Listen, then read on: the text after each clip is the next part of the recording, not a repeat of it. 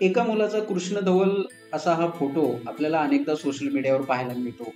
जपानमधील जेव्हा दुसरं महायुद्ध झालं होतं अमेरिका आणि जपान यामध्ये, तेव्हा तिथे एक मुलगा त्याच्या भावाचा मृतदेह पाठीवर घेऊन उभा आहे.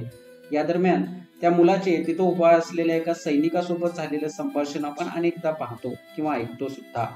तर जपानचं जे दुसरं युद्ध झालं त्यावेळी दुसऱ्या युद्धाच्या काळात हा मुलगा पाठीवर त्याच्या नुकत्याच मरण पावलेल्या भावाला पाठीशी बांधून पायी चालत होता.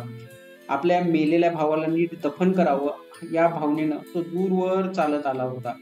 त्याला पाहताच एक सैनिक पुढे आला आणि म्हणाला, प्राण गेलेल्या भावाला पाठीवर घेऊन एवढ्या लांब चालत आहेस, ते ओझे खाली टाकून दे म्हणजे तुला हलके वाटेल.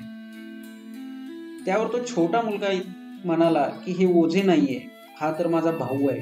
हे ऐकून त्या सैनिकाच्या डोळ्यात पाणी तरळलं.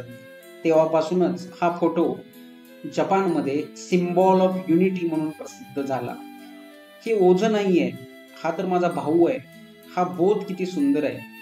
आपले लहान मोठे भाऊ बहीण आपल्यावर ओझे नाही.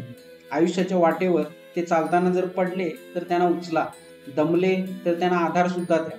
ते चुका करत असतील तर त्यांना नीट समजावून सांगा, मोठ्या मनाने माफ करा. आणि जर अख्ख्या जगाने त्यांना दूर लोटले तर तुम्ही त्यांना पाठीवर घ्या, कारण ते ओझे नाहीये, ते तुमचे स्वतःचे सख्खे भाऊ बहीण आहेत. Just be there for them, let them know I am here for you.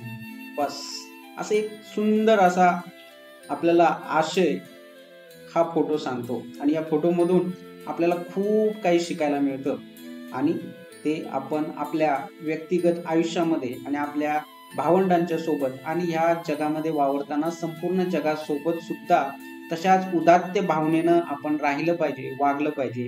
हा संदेश सुद्धा हे छोटंसं चित्र आपल्याला देतं.